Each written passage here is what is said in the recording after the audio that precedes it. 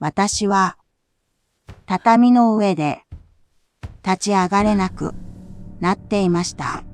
胸が苦しくて、息がうまく吸えなくて、目の前がぐらぐらと揺れていました。薬はいつもの引き出しの中、あと本の数歩、けれど、その数歩がどうしても歩けなかったのです。その時でした。玉が私の顔を覗き込んで、今まで聞いたこともないような声で泣いたのです。そしてしばらくして、あの子は何かをくわえて走ってきました。私の前にぽとりと落ちたのは、いつも私が飲んでいたあの薬袋だったのです。私は山あいの小さな町で一人暮らしをしておりました。古い木の家で朝になるとウグイスの声がして、冬には縁側のガラスが白く曇るような、そんな家です。夫を見送ってからもう7年が過ぎました。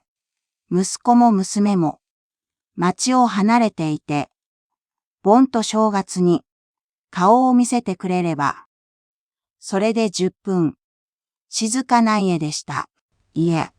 静かすぎる家、だったのかもしれません。そんな家に、ある雨の日、小さな鳴き声がやってきたのです。軒下の古い植木鉢の陰で、びしょ濡れになって震えていた子猫。あまりに小さくて、最初は落ち葉が動いたのかと思いました。あらまあ、あんたこんなところでどうしたの？そう声をかけると、その子はか細い声で、もう一度、にゃーと泣きました。その声が、なんだか、ひどく心に染みたのです。私はその子を家の中へ入れて、ふいて拭いで、体を拭いてやりました。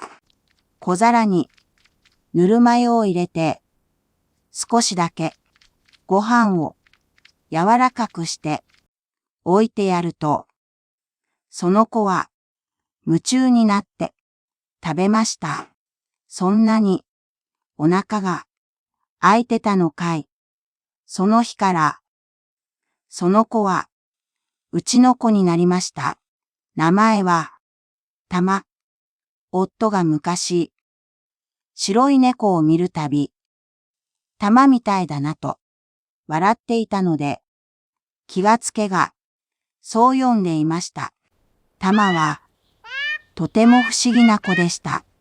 甘えたいときは、ちゃんと甘えるのに、私が一人でぼんやりしているときは、そっと少し離れたところで丸くなって、ただそこにいてくれるのです。何も言わないのに、人の気持ちをわかっているような、そんな子でした。私は昔から少し心臓が弱くて、病院からもらった薬を毎日決まった時間に飲んでおりました。朝の分は台所の後、昼の分は今の時計が12を打つ頃、夜の分はお茶を一口飲んでから、見ないはいつも同じ引き出し、今のタンスの右から2番目。私はそこから薬を出して、袋を開けて、水で飲む。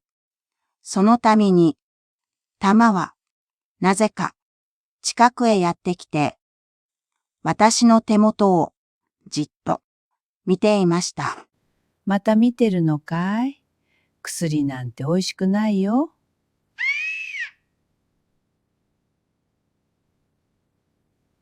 そう言うと、タマは尻尾を一つ揺らして小さく鳴きました。ある日のことです。私が薬袋を引き出しから出したとき、手が滑って畳の上に落としてしまったことがありました。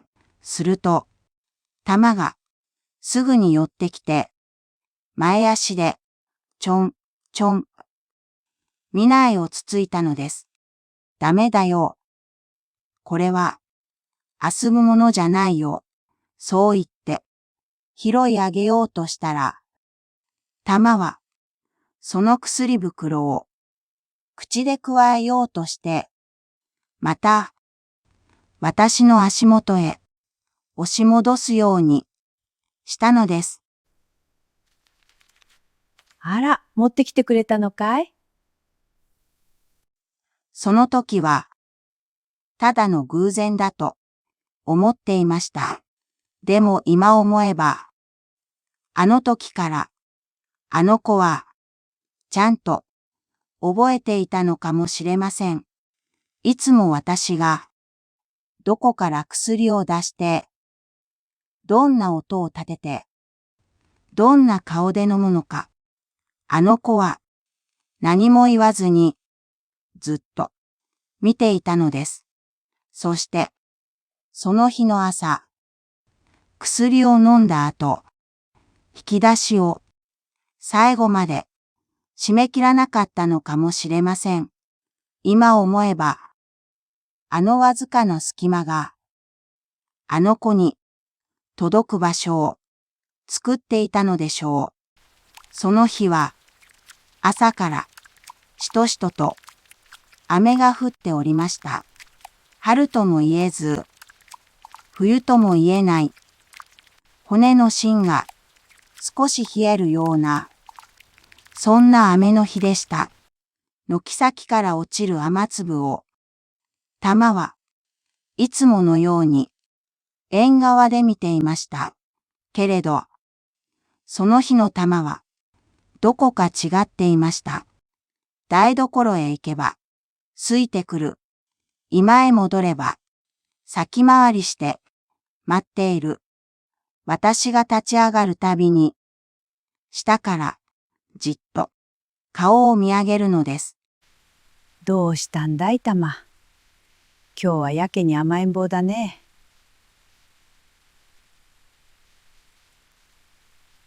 そう言って、背中を撫でると、タマはいつもなら目を細めるのに、その日はなぜか落ち着かないように小さく泣いて、また私のそばを離れませんでした。昼を少し過ぎた頃、私はなんとなく胸のあたりが重たいように感じました。あら、やだね。今日はちょっと疲れたのかしら。そう思ってお茶を入れようと立ち上がったのですが、その時、急に手の先が冷たくなりました。湯飲みを持つ手に力が入らず、危うく落としそうになって、私は台所の柱に手をついて、しばらくじっとしておりました。おかしいね。胸の奥がキューッと締め付けられるようで、息が深く吸えません。その時、足元でタマが強く鳴きました。いつもの甘える声ではありませんでした。何かを知らせるような、せかすような、そんの鳴き方でした。私は、これはいけないと思って、今のタンスを見ました。薬は、あの引き出しの中、右から2番目、いつもの場所、本の数歩です。けれど、その数歩が、遠かった。壁に手をついて、一歩、息が苦しくて、もう一歩、目の前が、ゆらゆら揺れて、畳の目まで、ぼやけて、見えました。ダメだ。間に合わないかもしれない。そう思った瞬間、膝から力が抜けて、私は、その場に、崩れるように、座り込んでしまいました。薬の引き出しまで、あと少し、でも、手が届かない。その時でした。玉が、私の顔を、覗き込みました。ひげが、頬に触れて、湿った鼻先が、私の手に、ちょんと、当たりました。玉。私は、声にならない声で、そう呼ぶのが、やっとでした。すると玉は、一度、大きく泣いてパッと、今のタンスの方へ、走って行ったのです。私は、ぼんやりした目で、その後ろ姿を、見ていました。玉は、引き出しの前で、立ち上がるようにして、前足を、かけました。ガリ、ガリ、ガリ、ガリ。あの子は、必死に、引き出しのあたりを、ひっかいていました。その音だけが、雨の音に混じって、部屋に、響いていました。そして、引き出しの隙間に、少しだけ、挟まっていた見ないが、するりと、畳の上へ、落ちたのです。玉は、すぐにそれを、くわえました。白い薬袋を、口いっぱいに、くわえて、まっすぐ、私のところへ、走ってきたのです。そして、私の目の前に、ぽとり、あの子は、見ないを、落としました。いつもの薬、いつもの袋、玉、お前が、助けてくれたんだね。